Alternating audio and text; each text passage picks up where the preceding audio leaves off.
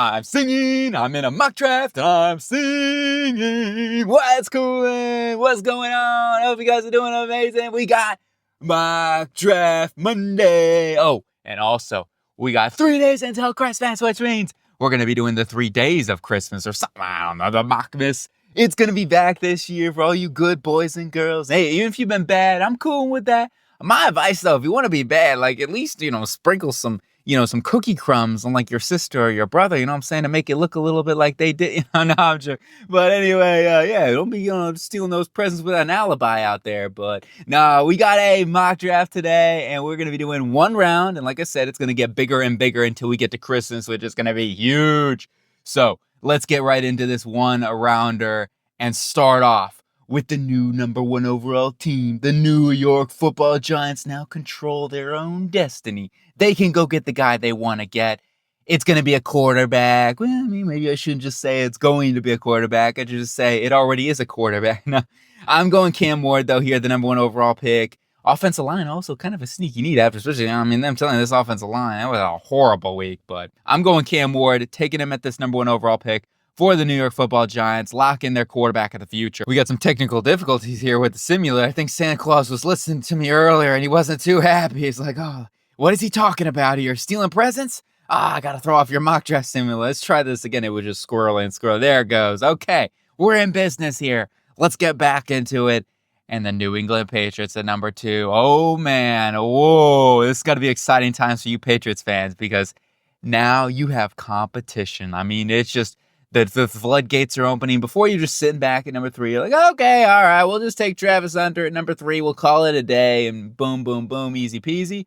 Not anymore. Now it's like, oh, Cleveland, Tennessee, Raiders, you're interested in a quarterback? Oh, well, we're willing to make it happen, but there's only one guy available, so you may have to trade up with us and give us a little pretty penny over here. So it gets really, really interesting quick. So with the New England Patriots here, yeah, I'm going to trade. I'm taking advantage of this, kidding. As a mock drafter, as a fan of football, you better I believe I'm going to be doing some trading here with this one. But, I mean, look, I'm cool with sticking and picking as well. I think it's a really good option, and Travis Hunter's worth that pick.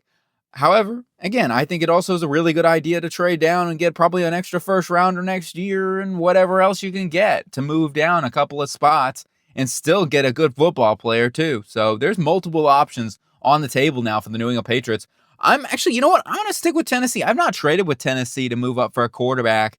I do think they end up coming up for a quarterback. Maybe they don't. Maybe they do. It's really hard to say at this point. However, with the unconfidence in Will Levis, and it just seems like him and Brian Callahan, they do not have a chemistry at all. He's not his style of quarterback. He wants more of that Joe Burrow processor, understanding type of guy.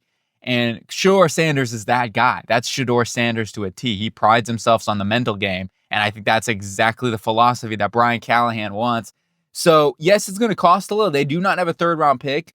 They've got 2 4th-round picks. They have a 2nd-round pick. Maybe we throw in one of those. Definitely possible. But I'm just going to go for a next year 1st-round pick straight up. It's only moving up 2 spots. So, yes, it's for a quarterback. But at the same time, I think a 1st-rounder next season gets the job done.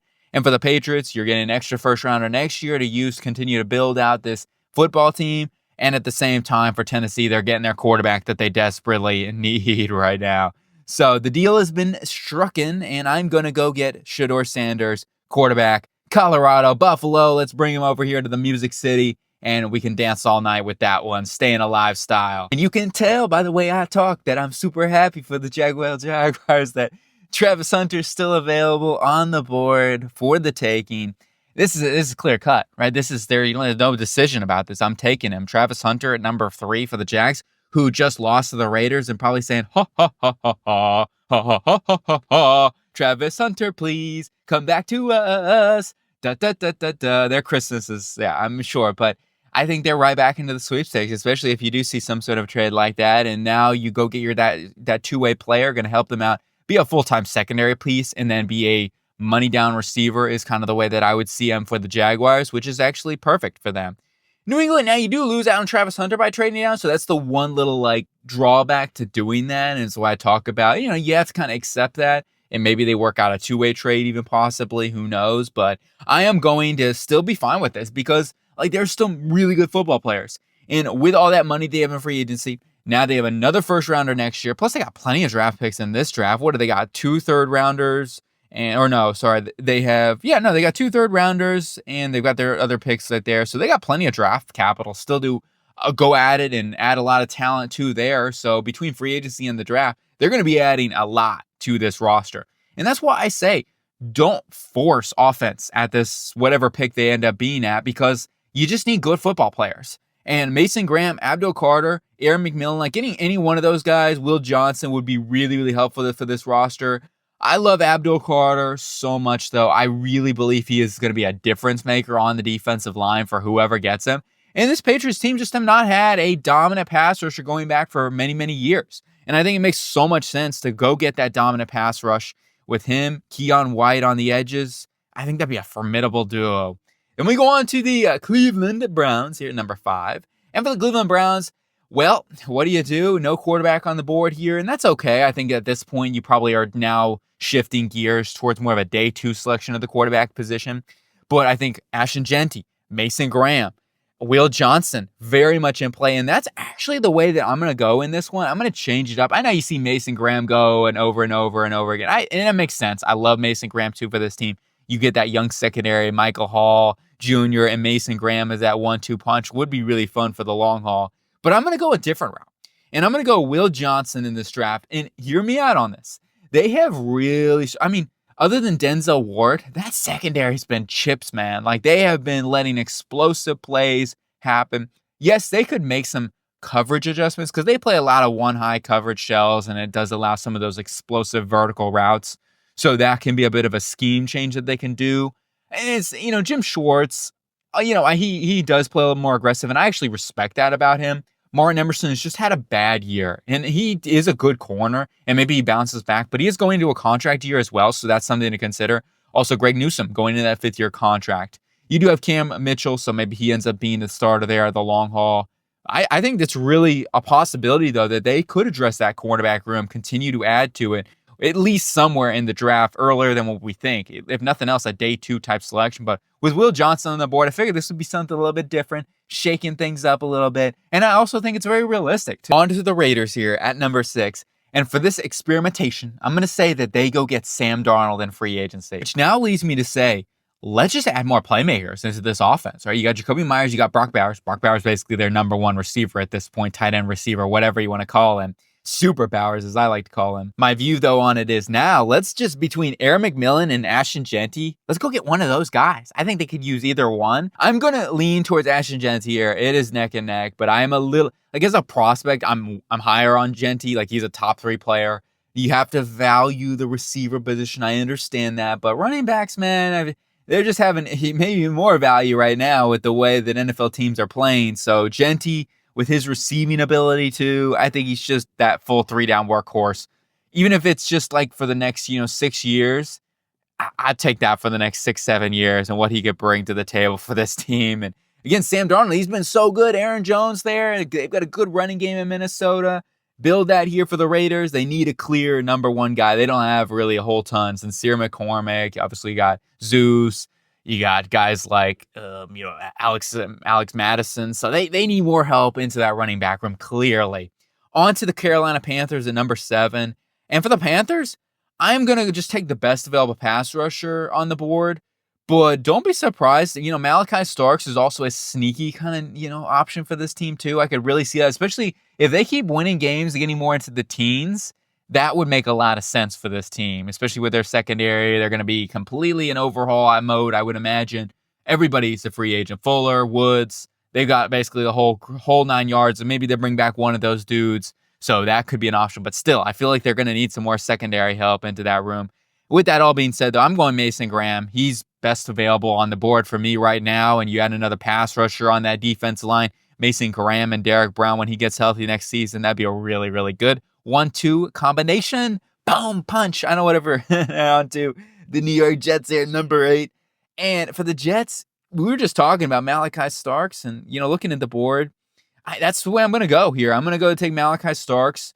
solidify that secondary. Tony Adams did have a nice interception this week, even though the owner seems to hate Tony Adams. They're clearly, though, going to need some more safety help because everybody's a free agent. Tony Adams is a restricted, so if they want to bring him back, they should, and I think they should on the cheap, if nothing else. On to the Bears at number 9. The only way to go is offensive line. I mean, that is just, it's an absolute must for this team. I am going to go with Kelvin Banks here because I kind of view him as more of the guard type of guy, and they need help on that interior desperately. And Banks also, if they don't bring back Braxton Jones, that was a bit of a B tongue twister there, but if they don't bring back Braxton Jones in 2026, well, then Kelvin Banks could take over at that spot too, but you slide him in over at left guard, and you then, fill that big void of the interior, and they're still going to need to add some help in free agency, absolutely. So there's just one piece to the cog there with Kelvin Banks Jr. Protect Caleb Williams, CJ Stroud, Caleb Williams. On to the New Orleans Saints at number 10. A lot of options on the board here, but I am going to just go and take Aaron McMillan on the board here. I think he's the best available player, and that is what we're going to do. Take another weapon.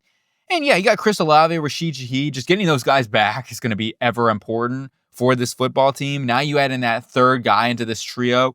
So you're building something for the future when you do have to draft a quarterback, maybe in 2026, which would make a lot of sense for this New Orleans Saints team in this draft class especially. Maybe they get back into the realm on day 2, but I'm kind of at this point just leaning, let's wait until 2026, select your quarterback of the future then, roll with Derek Carr, maybe you can have a top 5 pick next season.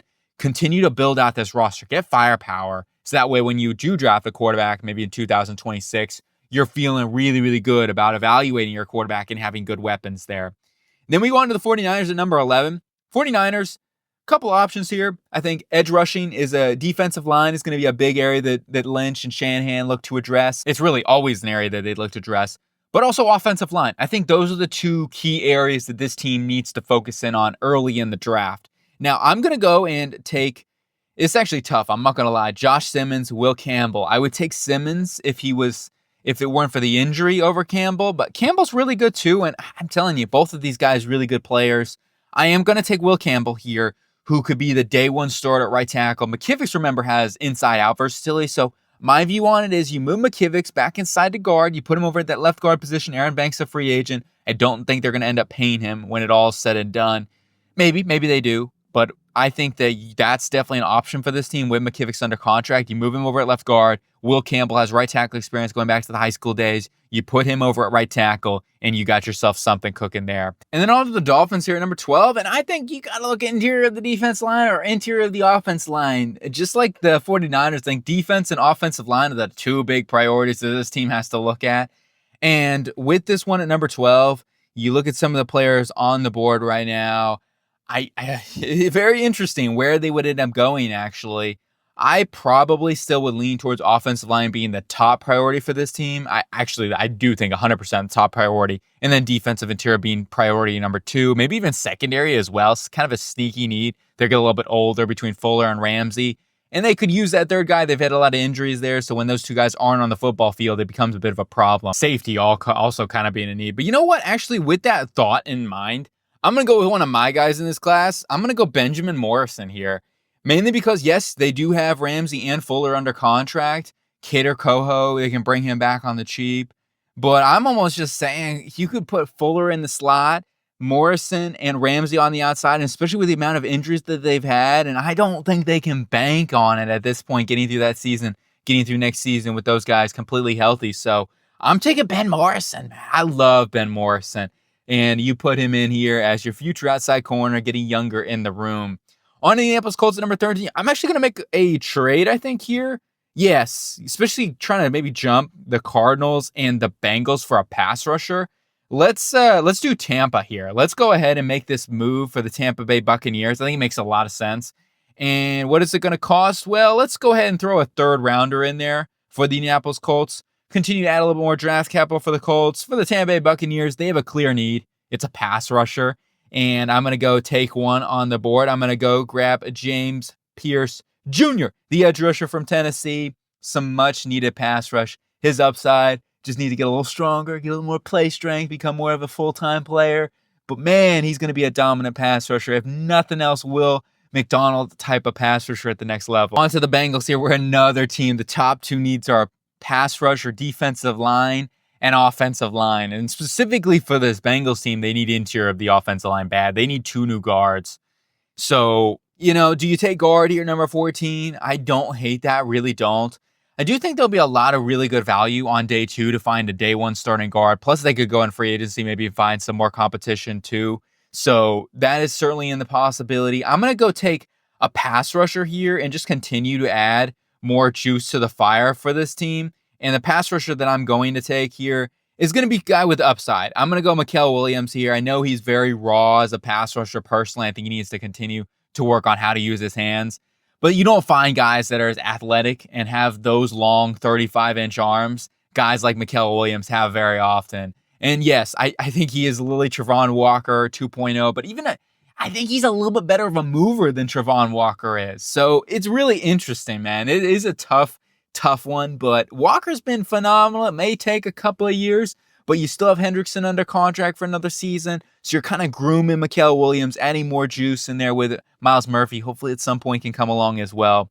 But you got to take another chance, I think, at a pass rusher here with Sam Hubbard's struggles this season a little bit and going into last year of his contract as well, and see if he gets retained or not, if they want to keep him for one more year, which I think they may end up letting him go after this offseason, save a little bit of money. He is a team captain and whatnot, so that's tough. On to the Dallas Cowboys at number 15. Dallas, I still want to add another pass rusher in here, but I'm going to go a little bit of a different option here. I know this is a tough one because everyone's saying, oh my goodness, do not take a Michigan Wolverine interior defensive lineman. What are you doing? Stop. I know you're trying to reach for it right now. Don't do it. Okay, I won't. I'll go Tyleik Williams, and that's fine. Actually, I'm higher on Tyleik Williams than Kenneth Grant, so that's fine. I'll go take Tyleik Williams. They need a really, really good one-tech. Tyleik Williams is going to be that. Exactly. He is going to be that dominant one-tech who's also going to have some pass rush upside and help out that Cowboys football team. On to the Arizona Cardinals here, number 16. Well, I think we're going to add a pass rusher. You better believe it. We're going to go ahead and take a look at the edge rushers still available. There's some good ones, too, on the board, man. Do you go for the freakish upside in Shamar Stewart? Do you go for more of like a Jalen Walker? I'm going to go with the Jalen Walker type. I think Walker fits their scheme perfectly and what they look for from their edge rushers. So he's going to be an interesting one, Walker, because he is an immense athlete. He needs to work on his hands. Just like Travon Walker, he doesn't know how to use his hands as a pass rusher just yet. He wins with just athleticism and relentlessness, which is a good trait to have. I mean, athleticism, you can't teach 4.5, high 4.4 speed. You just can't. And he legit is a 4.4 type of athlete. So I'm going to add some more juice to that pass rush for the Cardinals. Keeping it in division here, Seattle at number 17. I think offensive line's the top need for this team. I mean, I guess they could look at possibly another cornerback into the room with Reek Woolen and Witherspoon. I guess that's a possibility. They have, I will say, with Trey Brown out, they've attacked and just gone after Josh Jobe a ton. Like, that seems like it's like, oh, where's Josh Jobe? Let's throw to that side. And I'm not saying Josh Jobe's the worst corner or anything like that, but they've definitely gone after him. It gets comparisons like, do you want to go after a Reek or Witherspoon? Probably not. So anyway, let's go back to this. I'm going to go offensive line. I'm going to continue that. And really the hard question for me is, do you go right tackle or do you go guard or even center? Possibly not in the first round, but maybe that's something you go and compete with Olawatimi or whatever. You get a free agent. I think that's also a more realistic option for them. So that's kind of my issue with this is, do I go guard or do I go tackle? So that's where it is a really challenging one. I'm going to go ahead and go guard, mainly because it's like, yes, you still have George Fant, and also you have Abraham Lucas still under contract. So between the injuries, it is concerning. However, you got 2 guys there. So it's like, do they invest with a third guy there? And that's what's so challenging to this.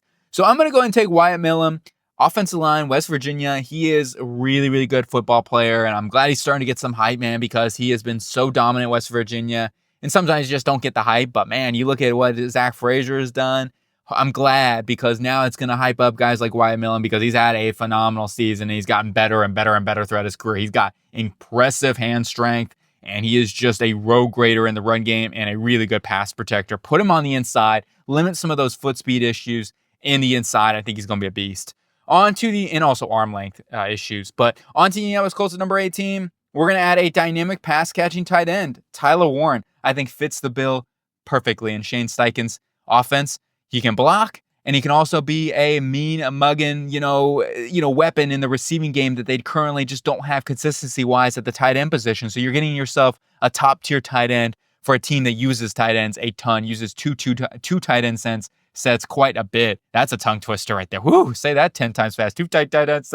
Yeah, I can't do it. On to the Atlanta Falcons. I know. Let's just get through this one, Atlanta. Do you want to hear the spiel? It's pass rusher, and that's what I'm going to do.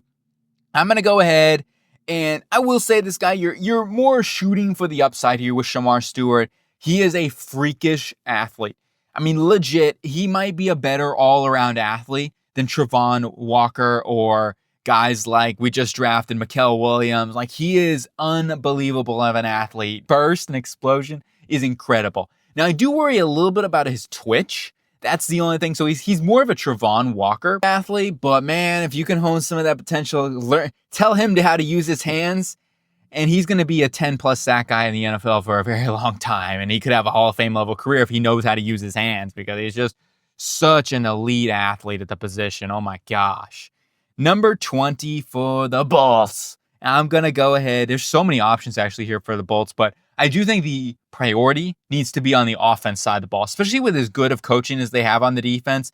They need to add another pass catcher in, whether it's receiver, whether it's a tight end. Like, that is the number one need. I am going to go with the familiarity. I'm going to go take Holston Loveland. You pair him up with Will Dissly. I think that's a good 1-2 combination of the tight end. You get a receiving tight end. You get your good blocking in line tight end.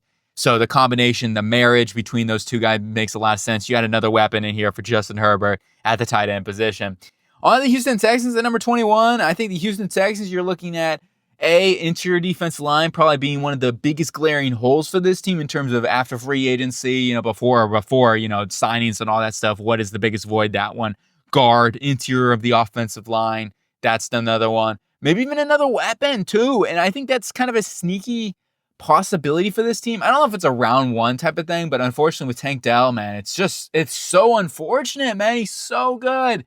And you hate to see that type of stuff. You really do. With that being said, though, I'm just looking at the board, and I'm going to take the best available pass catcher and one of the best available players on the board, Luther Burden. At this point, I think it makes a lot of sense to go snag him on the board.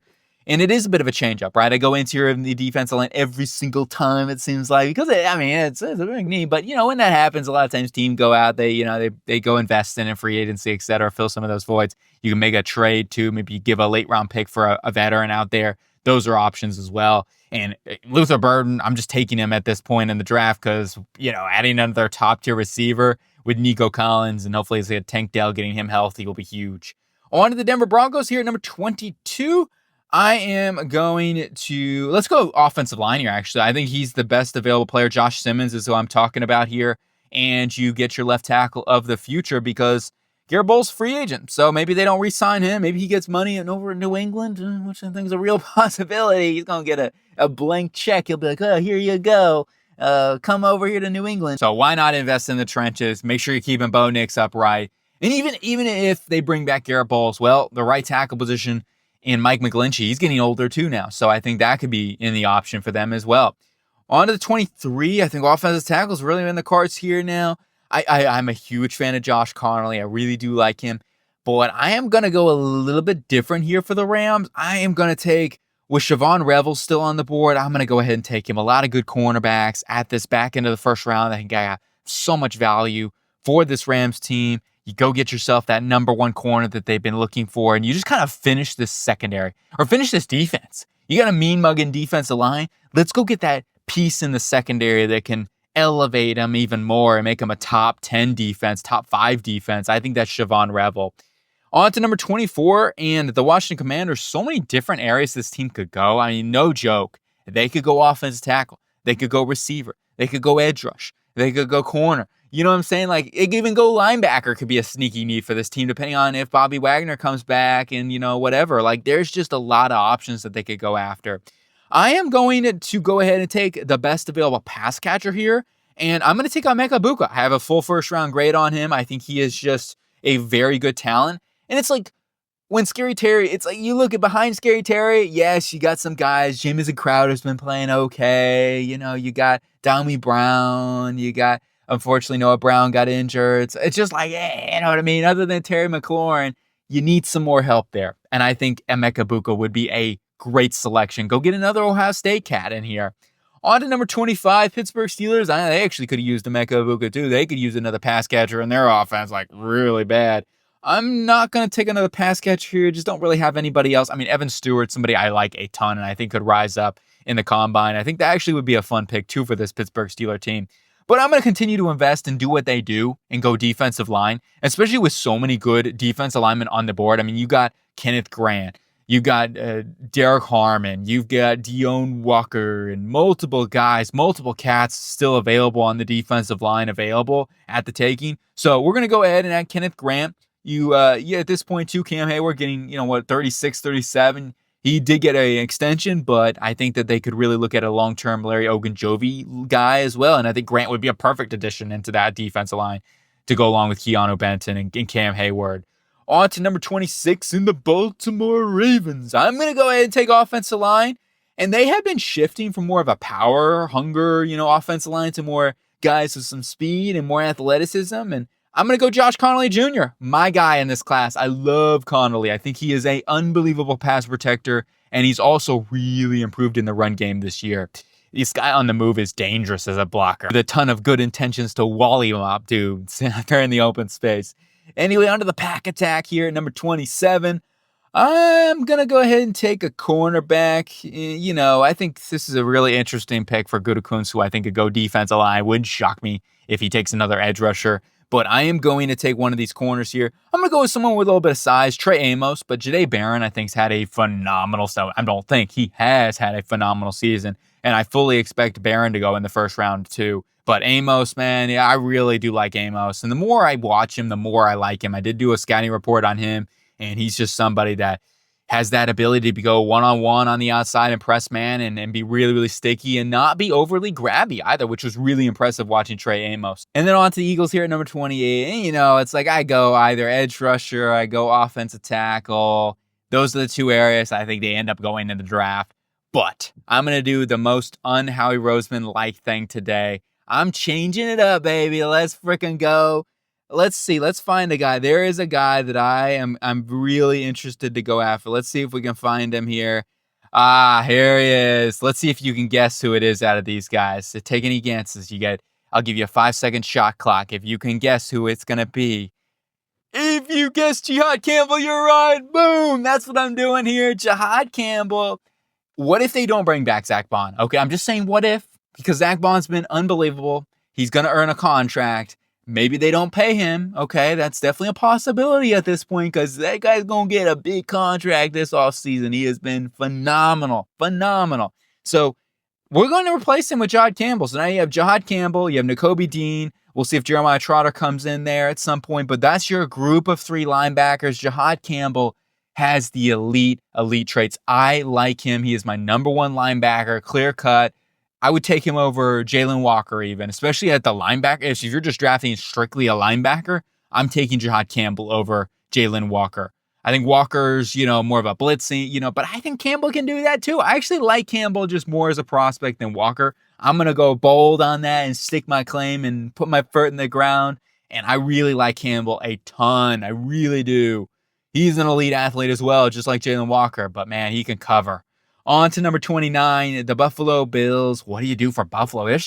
Buffalo's a really hard team to draft for. You know what I'm saying? Like, it's really going to depend on what they do in free agency. They've got some future needs, maybe interior like guard. They could invest in there. I'm not investing that in the first round. I think defensive line, though, is the most open spot that they could add to, and that's the way that I'm going to go. I'm going to go ahead and Nick Gordon. He's kind of like their type, and you could look at him as a long-term A.J. Epineza type of replacement, and also a guy that can kick on inside and pass rushing downs and stuff like that. So with the best available player, Nick Gordon still on the board, I'm going to go ahead and solidify that defensive line a little bit more. On to the Minnesota Vikings here, number 30. And for the Vikings, I think it's running back. I think it's guard. I think it's interior defensive line. Or even corner. Sorry, those 4 needs are my top needs for the Minnesota Vikings. Let's go get a Byron Murphy type of replacement. Jihaad Barron, cornerback, hook 'em. This guy's been a pick artist. He's been a playmaker. Byron Murphy's been a playmaker for them. I think it's a nice little replacement for the Minnesota Vikings Skull Nation team to help build out that secondary some more. I don't know why I was using all those different. It's skull. But, hey, it is what it is. Anyway, on to the Detroit Lions at number 31. Here are my two clear-cut needs for the Detroit Lions. It's interior of the offensive line. It's more defensive line, right? I mean, yes, you do have Shedeur Smith under contract, but they could still use another guy in there, especially if Aiden Hutchinson give him a little bit of time to come back full strength and all those things. It does take a little bit of time to come back from, serious knee injuries and stuff like that, even though with modern technology, come back faster and faster. I think sneaky needs for this team, like if you're saying, oh, where could they go, right? If you're opening your mind for different possibilities, linebacker, if Jihaad Campbell is available, I do like that, okay? And I know that Alex Anzalone is still under contract for one more year, but you pair him up with Jack Campbell, that would be in crazy business. And I also think that interior defensive line, that could be a sneaky need too for them. Like DJ Reader is under contract, but if you wanted to add more beef up into that interior, Broderick Martin hasn't quite filled to what they were looking for. So don't be surprised, especially if like a Kenneth Grant, one of those guys. I mean, Derek Harmon's on the board right now. He'd be a fun one to go after.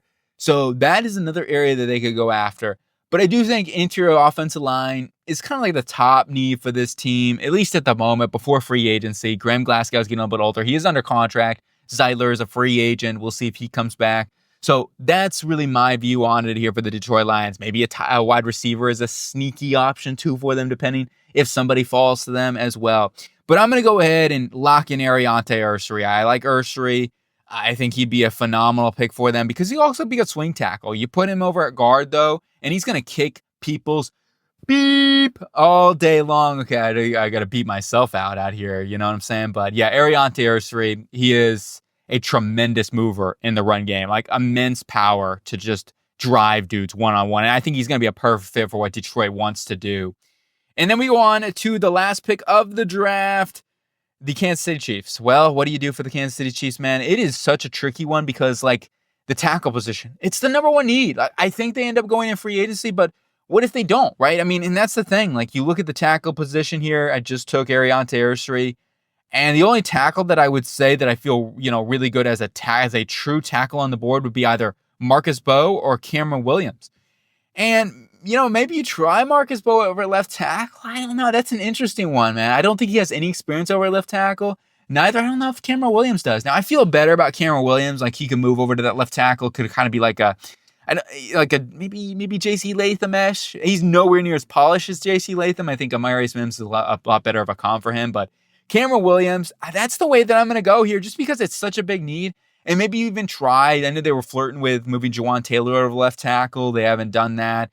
I think Cameron Williams, you try moving him over at left tackle, and you got to continue to invest in it, I guess. Between free agency, we'll see what they do, but they have to add a left tackle. They just have to. So that's going to do it here for the first day of Mock Draftmas. And here it is. This is what we did. A couple of trades in here, a couple of interesting ones. Obviously, you had the Titans coming up. You had the Buccaneers coming up for a pass rusher. So only 2 trades in this draft. So I might have to spice it up and do a few more trades at some point before we get into that big mock draft on Christmas. So see how it all goes. But anyway, let me know what you think. Agree or disagree on this mock draft. What would you do differently? Certainly a couple of questionable ones. If I had a mock draft myself and say, oh, what did I do? But anyway, I hope you guys have a cool Mock Monday, and I'll be back tomorrow with a 3-round tour